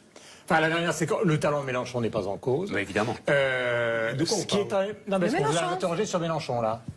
Parce que Durand a fait une digression et j'ai attrapé la digression. Parce que moi, je voulais dire quand même qu'il y avait deux choses que je ne supportais pas chez Mélenchon. Mais on m'a traité d'affectif comme si c'était une injure. Mais c'est pas du tout. En politique, pour moi, c'est une injure. Non, pour moi, non. Bah voilà, on n'est pas d'accord. Pour moi, non, vraiment. Non, mais je comprends, mais on n'est pas d'accord. Mais je l'ai pris comme une injure. Mais vous avez raison, c'est une injure dans ma bouche. Eh bien, vous ne devriez pas. Et je pense que ce qu'il a dit en mettant sur le même plan, c'est dégueulasse. Et ce qu'il a dit sur Cazeneuve est monstrueux. Ah oui. Monstrueux. C'est bête surtout. C'est monstrueusement calamiteux et diffamatoire. Il a participé à l'assassinat de Rémi Fraisse. Il s'est occupé de ça, etc. Oui, là, je suis d'accord. Avec ses habits de bedeau. Ses habits de bedeau, etc. Enfin, qu'est-ce que c'est que ce mépris? Qu'est-ce que c'est que ce truc épouvantable des gens? Il faut faire gaffe, parce que c'est le mépris, la violence en politique, c'est affreux. Mais moi je trouve pas. Non, mais la violence en politique, ça permet de ne pas avoir la violence dans la rue. Non, mais c'est quoi, ça sert à ça la politique. Non, mais ça sert à quoi? Excusez-moi, oui, assassin à quelqu'un, c'est. Non, mais à quoi, Eric, à quoi a servi la sortie de Mélenchon sur Cédric Villani hier, en disant je vais lui apprendre le contrat de travail. Voilà, je vais apprendre le contrat de travail et même un mépris d'entrée de jeu pour les primo-députés. Qu'est-ce que c'est que ces types qui connaissent rien? Lui aussi, il a eu une jeunesse difficile et il a été pro-Maastricht, donc il lui est arrivé de se bourrer même. Il a évolué au fil des années. Bon. Oui, il a voté en 92. Il a voté oui en 92, absolument. Non mais moi, c'est très compliqué de parler de Mélenchon parce que c'est un type qui est très affectif, très réactif. Attention, et qui est complexe à appréhender. Ce qui est sûr, c'est que c'est un grand admiratif qui est devenu un grand révolutionnaire. Ça, c'est curieux. C'est-à-dire qu'il adorait Mitterrand. Quand il était ministre, tout le monde vous dira qu'il chantait les louanges de Jospin. Oui, absolument. Et du jour au lendemain, c'est-à-dire du jour où il s'est retrouvé dans l'opposition, il s'est mis à détester tout le monde. Et le vocabulaire, moi je parle simplement, c'est côté ancien prof du vocabulaire, traiter un type qui est médaille Field, c'est-à-dire quelque chose qui correspond quand même au prix Nobel. Au prix Nobel de petits matheux avec un mépris terrible, c'est quand même... moi, les bras m'en tombent. Alors après, ça n'empêche pas ses qualités d'orateur, mais le vocabulaire est quand même un vocabulaire qui me paraît... D'ailleurs, ça lui sera reproché, ça va rester. L'histoire du drapeau européen, c'est quand même stupéfiant. Le type a été député européen pendant des années. Il a été dans des hémicycles où il y avait des drapeaux européens partout. Tout d'un coup, il rentre dans l'Assemblée avec ces gens et il dit ce drapeau européen, en gros, faut le virer. Que fait-il là? C'est la République française. Pourquoi vous ne prononcez pas le mot de posture? Mais il a pas jusqu'au truc, ce sont des postures. C'est-à-dire que, voilà, posture caricaturale et radicale. Dernière petite question, c'est pratiquement la fin. François Bayrou qui démissionne. Une tâche, ça gêne le gouvernement? C'était inévitable, je pense, oui. Ouais. Oui. Gêner le président Macron? Mais je pensais qu'on pouvait dire que cette présidentielle a été un moment totalement long, interminable, mortel. Et je me souviens, quand ça a commencé, moi je m'apprêtais déjà à sortir les archives de mes films précédents, c'est-à-dire c'était Hollande contre Sarko au départ. Bien sûr. Alors je me suis dit, je vais ressortir 2012, je suis peinard, je mets les trucs de 2012, etc., le Bourget, le machin... Il a fallu bosser, Serge. Il a fallu bosser. Il a fallu bosser. Et j'ai bossé. Et vous n'avez pas assez insisté, et vous allez me trouver affectif, sur le 1er décembre 2016, le départ d'Hollande. Quand il dit « je n'irai pas », ça a été un truc, c'est la première fois dans une présidentielle que l'acteur principal quitte la scène avant que la pièce ne commence. Vous allez dire que c'est magnifique? Non. Ah bon, vous m'avez fait peur. Mais non, je dis pas ça du tout. Ah bon. Je dis que c'était pour vous, c'est le 1er décembre. Pardon? Le 1er décembre, c'est une date importante de cette campagne. Pour moi, c'est la date clé de la campagne. Parce qu'après, on a cherché follement, il y a peut-être des doublures dans le coin, etc. Donc, on s'est dit, c'est Valls, Juppé. Ah oui. Et non, on s'est dit, c'est Valls et Juppé. Alors, on est allé chercher ça. Bon, ça allait pas. Non, il fallait autre chose. Et il y a eu les funestes primaires. Atroces, les primaires. C'était un cauchemar, ce truc. Vous avez vu les émissions de ça? Ah oui, oui. C'était un cauchemar. Et alors, qui sort? Et ça s'adressait qu'à la part la plus dur de chacun de son électorat. Oui, bien sûr. Bien sûr. C'est-à-dire Hamon représente Serge. quoi au Parti socialiste et Fillon. Est-ce que vous réalisez pendant que vous parlez combien tout ça paraît loin et vieux et ancien? Quand vous dites ne parlez pas du nouveau et de l'ancien, vraiment, ça nous paraît. J'ai l'impression qu'on parle des pyramides des gens. Je vais vous dire, moi, c'est pas. C'est marrant ce que vous dites parce que j'ai pas retenu la même chose. Moi, ce que j'ai retenu de cette campagne, effectivement interminable, vous avez raison, c'est que le soin avec lequel on n'a pas parlé des sujets qui fâchaient, on n'a pas parlé des sujets importants, existentiels, on s'est enfermé dans un économisme vraiment de technocrate et que maîtrisait pas la moitié des candidats. D'ailleurs, on a bien vu le sommet étant Marine Le Pen entre les deux tours. Ah oui, voilà. On a bien vu que quand à s'enfermer dans un économisme de technocrate, fallait être technocrate et fallait être économiste. Bon, voilà. Mais sinon, pour le reste, c'est ça qui m'a beaucoup frappé, c'est la vacuité de ce débat interminable, aussi long que vilain. Un petit mot, de conclusion sur cette campagne? Alors je dirais qu'il reste un mystère total, c'est qui a balancé au canard enchaîné. Le fameux cabinet noir. Parce que le canard enchaîné a quand même tué Chaban-Delmas, a quand même tué Valéry Giscard d'Estaing, et donc a quand même objectivement tué François Fillon, même si c'est pas le seul résultat. Ah oui, donc et c'est pas la seule cause. Vous êtes d'accord avec moi, Guillaume? Il aurait peut-être perdu quand même. Enquête à suivre. Qui a déposé ça travaille François Fillon. Comment François Fillon veut absolument ça. Ça pour lui, c'est normal. Il penche maintenant plus pour le cabinet noir, mais plus pour une fuite de son camp quand même. Voilà. Alors qu'il nous a dit le contraire. Il nous a même dit qu'il avait tous les documents qui prouvaient l'existence du cabinet noir et de la conspiration. Deuxième conclusion sur l'affaire Bayrou. Moi, ce que je trouve inquiétant, donc les cas sont très différents, parce que Bayrou n'a pas été député européen ces derniers temps. On l'amalgame à Marielle de Sarnez, qui elle était députée européenne. Quant à Sylvie Goulard, c'est visiblement pour des fonds qu'elle a touchés d'une société américaine qui serait en contradiction avec l'éthique de l'armée. Donc en fait, ils ne partent pas exactement pour les mêmes raisons. Et il ne semble pas que le bienveillant soit le tueur absolu qui leur a dit « cassez-vous ». Ils ont compris que la situation était totalement intacte. Ce qui m'inquiète, pour arriver à une conclusion un peu plus...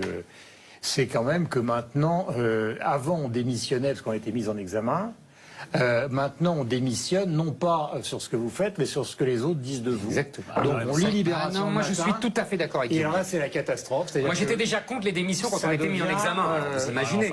Non mais moi je suis... Il a raison. Vous portez une loi sur la moralisation, ça crée des obligations. Mais c'est ça le problème. C'est notre conclusion, messieurs. C'est notre conclusion. Merci beaucoup, messieurs. Au revoir, Guillaume Durand. Ça va vous rester avec nous car c'est maintenant l'heure de recevoir quelqu'un que vous connaissez bien. C'est l'heure de la polémique. Ah, vous avez rendez-vous avec Jean-Marie Le Pen. Bougez pas. Ah.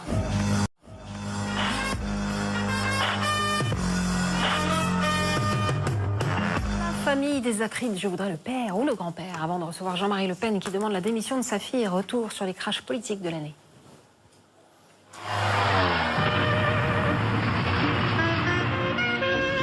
On peut rentrer, si vous voulez, dans l'intimité du dossier. Vous n'allez pas tenir longtemps parce que, comme vous les confondez les uns avec les autres, il y en a un qui fait des téléphones et l'autre, ça n'a rien à voir. Il fait à la fois des turbines et du matériel industriel. C'est pas la même chose. Benoît Hamon est désormais le candidat de notre famille politique. Merci. Cet échec est une profonde meurtrissure.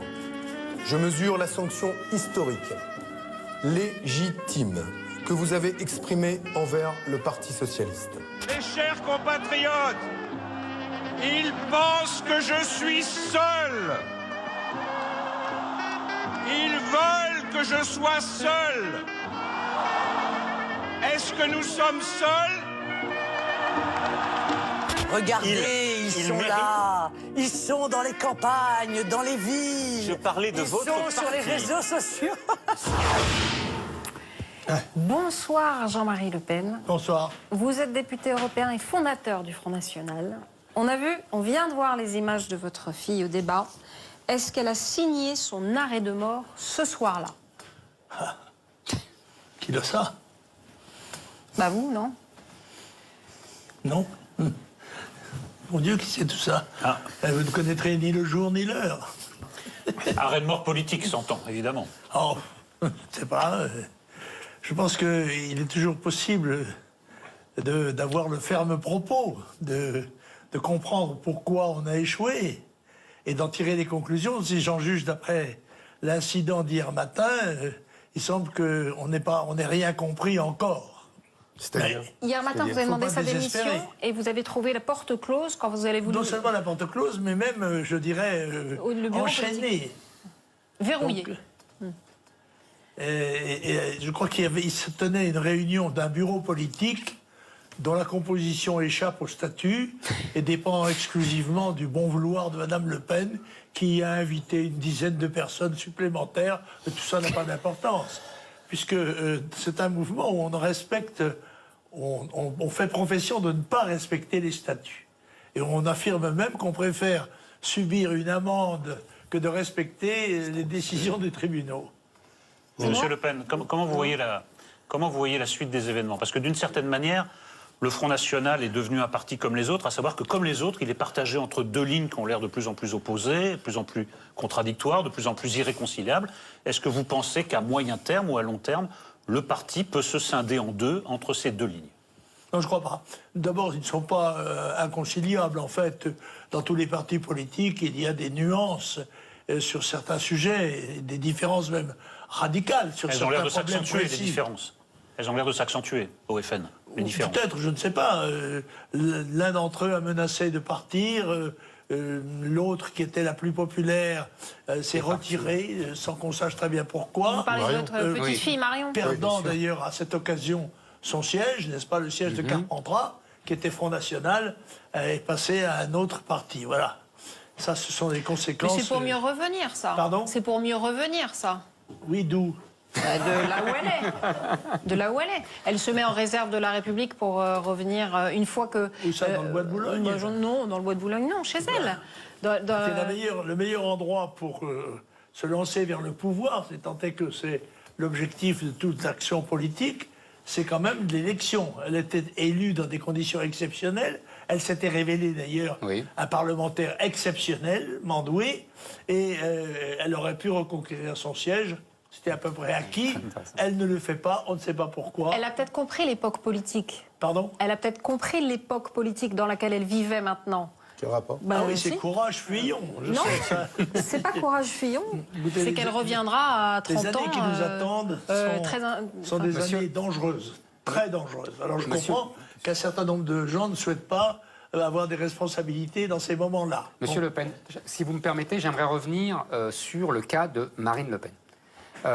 Effectivement, on est d'accord sur un point, je crois, l'un et l'autre, c'est qu'elle n'a absolument pas été au niveau du débat présidentiel face à Emmanuel Macron. Elle a montré une incompétence crasse et une incapacité à se hisser au niveau. Si vous voulez, c'est un peu comme une équipe de foot qui joue en finale de Coupe du Monde et on s'aperçoit qu'elle peut jouer que le championnat de France. C'est vraiment l'impression que ça m'a donné. Oui. Et c'était pathétique. Ce soir-là, je me suis dit, mais tout ça, c'est de la faute de Jean-Marie Le Pen parce que c'est vous qui l'avez mis sur le pavois. C'est vous qui l'avez propulsé à la tête du Front National. Non mais... Non. Vous auriez pu faire un autre choix à l'époque. Non, c'est le Congrès qui l'a élu, c'est pas moi. Enfin, oui, mais vous avez été décisif. Il y avait deux candidats. C'est vrai. Et c'est vrai que j'avais choisi entre les deux candidats Marine Le Pen pour une série de raisons très sérieuses et qu'elle a vérifié, me semble-t-il, les 3 premières années de sa présidence.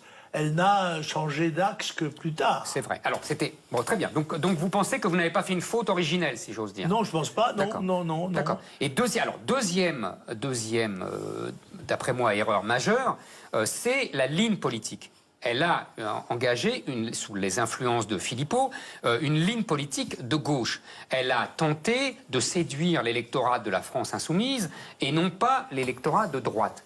Là, vous êtes d'accord sur ce diagnostic? Tout à fait. Mais vous pensez que c'est une bêtise, une de plus? Mais c'était zinzin, ça. D'accord. Non, mais c'est très zinzin. Je voulais vous entendre le dire, parce que quand je le dis ici...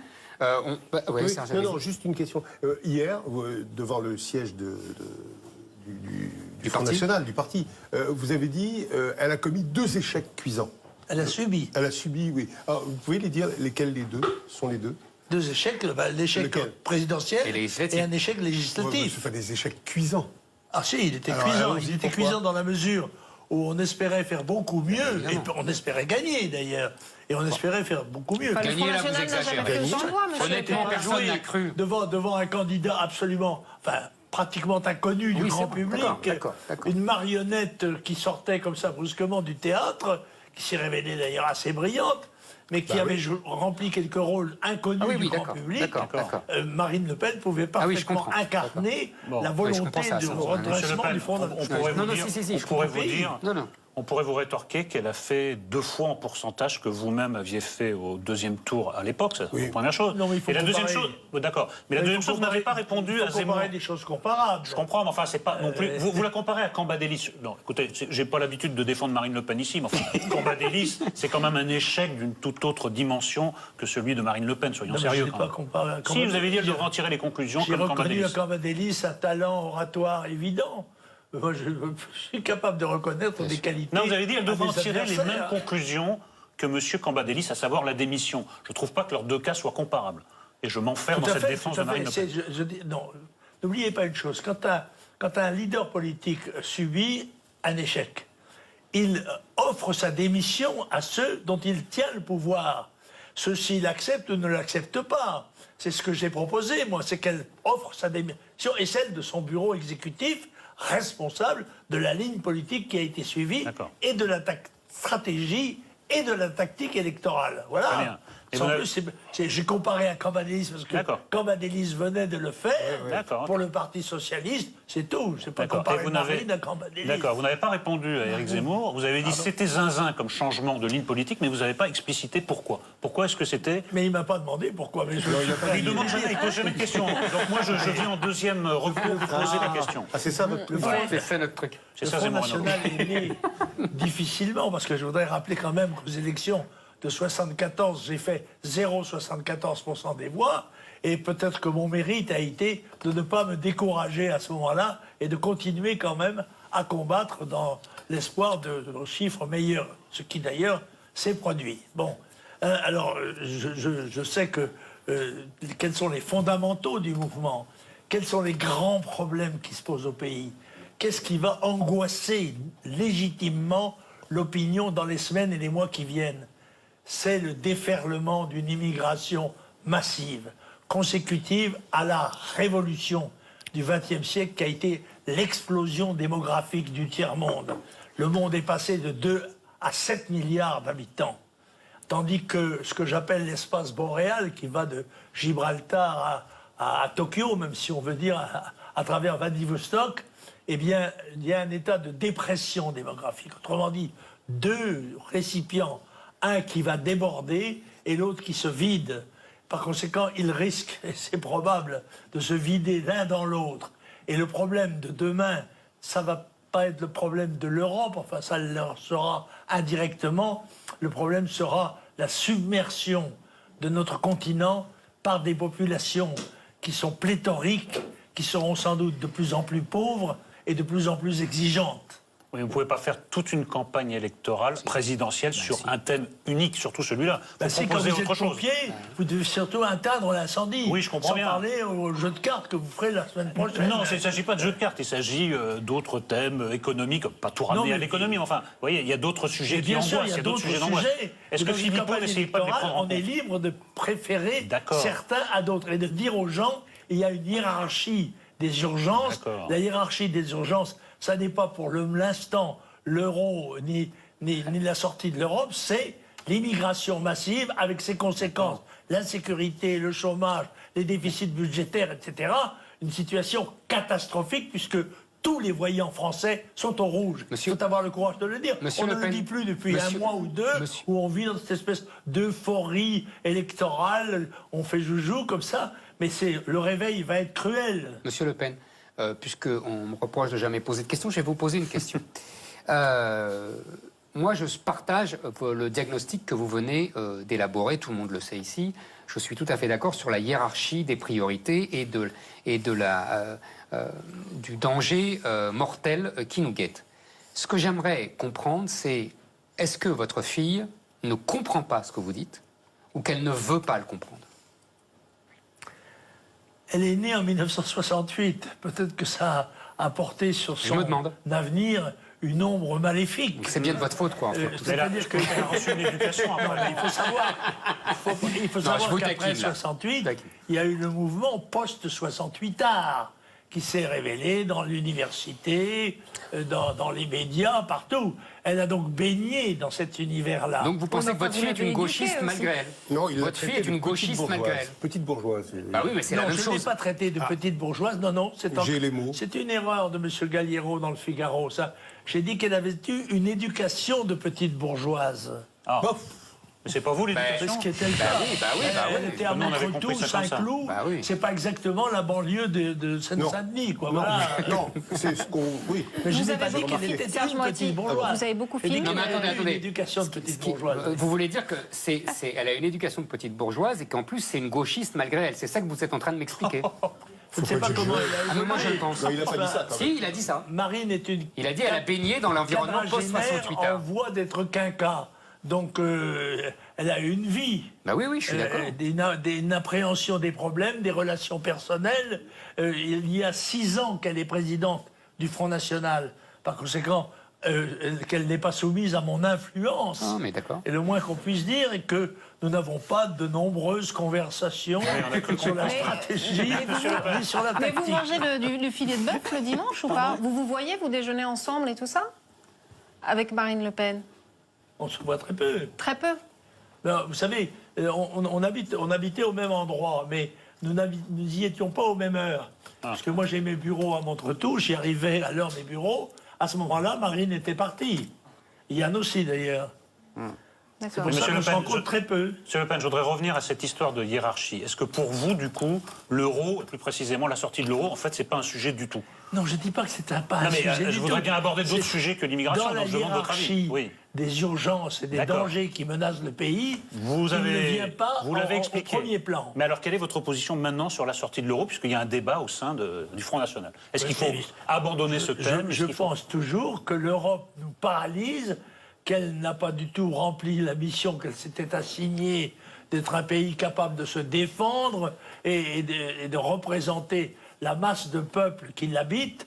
C'est évident, ça. Et que l'euro était une monnaie qui, n'étant pas une monnaie nationale, nous faisait échapper à notre liberté de choix. Voilà. Je continue de le penser. Non. Mais je pense, moi, et je le disais au bureau politique, ne nous fatiguons pas trop à combattre l'Europe et l'euro, ils s'effondreront d'eux-mêmes. Préparons-nous à la sortie de l'euro. Préparons-nous au temps qui viendra inéluctablement où, en effet, il faudra avoir une monnaie nationale, il faudra l'avoir préparée, il faudra avoir des structures nationales solides, des frontières, être capable de les défendre, parce que nous revenons par un reflux de l'histoire, en fait, aux formes nationales qui me paraissent à moi, pour l'instant, les plus performantes, puisqu'elles bénéficient, elles, du soutien psychologique du peuple. Ce qui n'est pas le cas de l'Europe. Monsieur Le Pen, si la politique, vous l'avez dit tout à l'heure, pour dénoncer le comportement de Marion, c'est vouloir arriver au pouvoir. Est-ce que vous ne pensez pas que, tout simplement, quand on s'appelle Le Pen, on ne peut jamais, pour des bonnes et des mauvaises raisons, hein, vous comprenez ce que je veux dire, c'est pas, je ne juge pas, c'était un diagnostic objectif. Le nom de Le Pen étant tellement diabolisé, on ne peut pas arriver au pouvoir quand on s'appelle Le Pen et qu'il faut envisager quelqu'un d'autre. Comment? Qu'elle change de nom, elle? Non, pas qu'elle change de nom, que je veux dire qu'elle prépare une... Non, mais je suis très sérieux. Je suis très sérieux, c'est pas du tout... Vous comprenez ce que je veux dire? Il n'y avait pas Le Pen, il y avait Marine. Mais c'est bien pour ça, je pense qu'elle l'a compris en partie. Mais vous vous souvenez de cette anecdote que l'on prête Coriche, d'ailleurs, à Napoléon. Une jeune femme lui demandait une faveur, il lui a dit « Madame, si c'est possible, c'est fait. Si c'est impossible, cela se fera. » Eh bien, je suis tenté de vous répondre de la même manière. Pourquoi non, je vous pose la question. Moi, je pense que... Il y a des réflexes, vous savez, il y a des réflexes chez les gens. Quelle est l'autorité connue ou secrète qui décréterait que, quand on s'appelle Le Pen, on n'a aucune chance d'arriver au pouvoir? Non, c'est pas une autorité. C'est que simplement, je constate que le nom de Le Pen suscite une révulsion de la part de beaucoup de gens, instinctive et injustifiée. Peu importe, c'est pas mon sujet. Vous comprenez ce que je veux dire? C'est objectif ce que je dis. Un exemple. En 1936, il y a une élection qui amène au pouvoir le Front populaire. 4 ans plus tard, dans la déroute, les députés et sénateurs élus sous le Front populaire votent massivement les pouvoirs constitutionnels au maréchal Pétain. Ah oui, mais le maréchal Pétain, c'était le héros de Verdun, monsieur Le Pen. Bien sûr, mais c'est pas rien, le maréchal Pétain. C'était pas rien, mais quand même pour avoir cette quasi-unanimité d'une chambre qui avait été élue, qui était socialo-communiste. Je ne dis pas le contraire. Mais le nom de Pétain était illustre, c'est ça que je veux dire. Se renverser. Oui, et qu'à un moment donné, les non, peuples parce que le nom de Pétain à l'époque n'était pas diabolisé du tout. Les peuples choisissent la solution qui leur paraît salvatrice. Bon, alors quand tout semble aller bien, eh bien on élit Macron. Et puis quand ça va très très mal, on peut recourir à Le Pen. Alors, Serge Moati. Lequel Le Pen. Lequel Marion Justement, on a quelques cartouches en réserve. Serge Moati, vous avez suivi la campagne avec beaucoup d'acuité. On a parlé tout à l'heure avec Guillaume Durand, de Mélenchon, de Macron, etc. Mais vous avez qu'est-ce que vous diriez de la campagne de Marine Le Pen, vous? Rien. Rien? Non, non, mais c'est un vrai sujet, ça. On ne sait pas très bien quoi dire de la campagne de Marine Le Pen. Quelle campagne a-t-elle fait? Je ne sais pas. Oui, non, c'est ça. Non, mais c'est vrai, franchement, c'est un vrai sujet. C'est sous. Non, absolument. Je voyais. Enfin, déjà, il y a eu une campagne qui évitait les vrais sujets, comme vous l'avez dit tout à l'heure. Hein, puisqu'on n'a pas parlé d'économie, on n'a pas parlé d'immigration, on n'a pas parlé d'islam. Il y a eu des attentats toute l'année 2015, on n'a pas parlé. Tout le monde se retrouvait dans une sorte de social-démocratie à laquelle j'adhère totalement. Oui, non, mais bien sûr. Mais d'accord, mais voilà, c'était tout. Enfin, il n'y avait pas de vrai... Et Marine Le Pen n'a pas réussi à imposer ses thèmes. Vous êtes d'accord avec ça? À trouver un thème majeur. C'est ça qui m'a paru intéressant. Enfin, intéressant et curieux. Oui, absolument. Intéressant et curieux. Bah, c'était son échec, c'est ça son échec. Je reconnais que son débat a été raté. Mais il est vrai aussi que le champion olympique de descente en ski peut se tordre une cheville d'un main. Ça ne l'élimine pas. Vous avez raison. Mais elle avait déjà raté les autres débats à 5 ou à... Vous vous souvenez, elle avait été aussi assez médiocre. Je suis d'autant plus intéressé par ce débat que je vous rappelle tout de même que Jacques Chirac avait préféré se défiler et ne pas accepter le débat plutôt que de me rencontrer au deuxième tour en 2002. C'était un scandale, vous avez raison là-dessus. Je l'ai écrit à l'époque. Voilà. C'est toujours dangereux. Je dois dire que j'ai été très étonné de voir Marine, qui semble d'habitude se comporter de façon assez performante tout de même à la télévision, rater son débat qui était le plus débat devant Macron qui, à lui, gardait de Conrart, le silence prudent. Je dois dire que Marine avait un handicap. C'est une femme. Nous sommes dans un pays macho quand même, il faut le dire. Bon. Or, je pense qu'elle aurait dû avoir une attitude plus distante, même presque royale, face à Macron, pour incarner l'aptitude au pouvoir, justement. Le sérieux. Encore une fois, elle avait le handicap d'être une femme, mais elle pouvait le remonter. Elle en avait, du moins le croyais-je à l'époque, la capacité. Oui, mais là, vous portez un regard paternel sur elle parce que vous êtes en train d'excuser un peu. C'est pas tout à fait ce qu'on a vu. Vous dites, on peut faire une contre-performance. Ça, c'est tout à fait vrai. Mais on n'a pas eu l'impression d'assister à une contre-performance. On a eu l'impression d'avoir affaire à quelqu'un qui ne connaissait même pas certains fondamentaux qu'on attend de gens parvenus à ce niveau de la vie politique. Ce qui n'est pas tout à fait la même chose, quand même. On peut avoir ressenti cela, je le comprends. Vous auriez aimé la suivre, Serge Moati, ou Je ne l'ai pas fait. Ouais, vous ne l'avez pas fait. Parce que vous l'aviez fait en 2002 avec Jean-Marie LePen et vous aviez dit que vous étiez là quand il a appris qu'il accédait au second tour en 2002 et qu'il avait sur la face un... C'est mon sentiment. C'est mon sentiment et on en a parlé beaucoup. Et il n'était pas, je parle pour vous, pardon, mais il n'était pas joyeux en 2002 lorsque je filme en gros plan son visage qui apparaît à la télévision. On entendait presque les échos des villes au lointain, bien que Montretout soit sur une hauteur où les sons arrivent atténués. Mais il y avait des militants qui commençaient à arriver, etc., etc. Lui, il était grave et, moi, je dis, mélancolique. Parce que après, j'ai parlé de ça avec lui 1 an après. Et à propos de Marine, à ce moment-là, elle a dit c'est le plus beau jour de ma vie. C'est comme les accouchements. Je me souviens, ça c'était... en 2002 Oui, elle était dans le bureau où il y avait Le Pen, le père, qui... Bon. Et ça, je me souviens très bien de ce moment de joie totale de Marine par rapport à son père. Et cette espèce de relation fusionnelle qu'il y avait à l'époque. Et moi, cette histoire des deux, là, je l'ai prise très au sérieux au début. On me disait que j'étais intoxiqué. T'es dans leur propagande, etc. J'étais intoxiqué aussi en arrivant à 4 heures au siège de Montretout, alors que tous mes copains me disaient « Mais qu'est-ce que tu vas foutre là-bas? C'est Jospin qui va gagner ou c'est Chirac. » Bon, donc moi j'y suis allé, j'étais seul, il m'a laissé filmer. Très bien. Et j'ai vécu ce moment-là, qui était un moment... Après, on en a parlé un an après, j'ai dit « Cette mélancolie, etc. » Il me dit « Non, c'est venu... » Enfin, pardon, je vous cite à nouveau. Hein. Il me dit « Non, d'abord, mon adversaire principal, c'était Jospin, pas Chirac. » Bon, Jospin a donné le Parti socialiste à la droite, et ça c'est pointable, ce qui n'est pas faux quand on voit l'histoire qui a suivi. Et cet abandon quoi, de Jospin comme ça, bon, à la tête de ses troupes, en pleine bataille, c'est ces mots. Ouais. On ne quitte pas ses troupes en pleine bataille. Et puis, il disait, mais j'ai senti qu'il n'avait pas envie du pouvoir. C'est-à-dire, il disait, mais alors, qui sont mes ministres hein? Qu'est-ce que je vais faire? Vous les avez vus, vous, mes ministres? Et puis, non, je termine. Et puis après, qui je vais amener à l'Élysée, etc. Mais, enfin bon... Alors justement, c'est intéressant ce que vous dites, parce que ça, c'est un reproche qu'on vous fait depuis très longtemps. On dit, Jean-Marie Le Pen, en fait, ne veut pas du pouvoir, et il fait toutes ces provocations, c'est justement pour, quand il est trop proche du pouvoir, s'en éloigner de nouveau. Non, c'est dérisoire, ça. Non, mais je n'ai jamais fait mieux que 18% des voix. À moins de 20% des voix, on ne peut pas voilà, vous l'avez dit, aspirer au pouvoir. Exact. Mais bien sûr, c'est un objectif. Mais il était tellement lointain, en l'occurrence, d'après l'environnement politique évident dont vous avez parlé d'ailleurs, eh bien, moi, je n'avais jamais désespéré. Et seulement, je pensais que... Bon, il fallait faire autre chose, il fallait remplir son rôle d'opposant. Être un opposant sans concession, élargissant le débat politique le plus possible au niveau du peuple, de façon à ce que les gens comprennent et participent à la vie civique. Bref, c'était ma conception de la vie politique.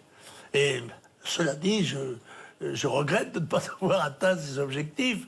Et c'est vrai que Marine a obtenu des résultats meilleurs, moi aussi d'ailleurs. Je rappelle que en 2014, ça n'est pas si loin, j'ai fait élire 5 députés européens dans ma circonscription, avec une moyenne de 33% des voix en PACA, alors que je n'avais pas fait campagne avec l'affiche de Marine Le Pen.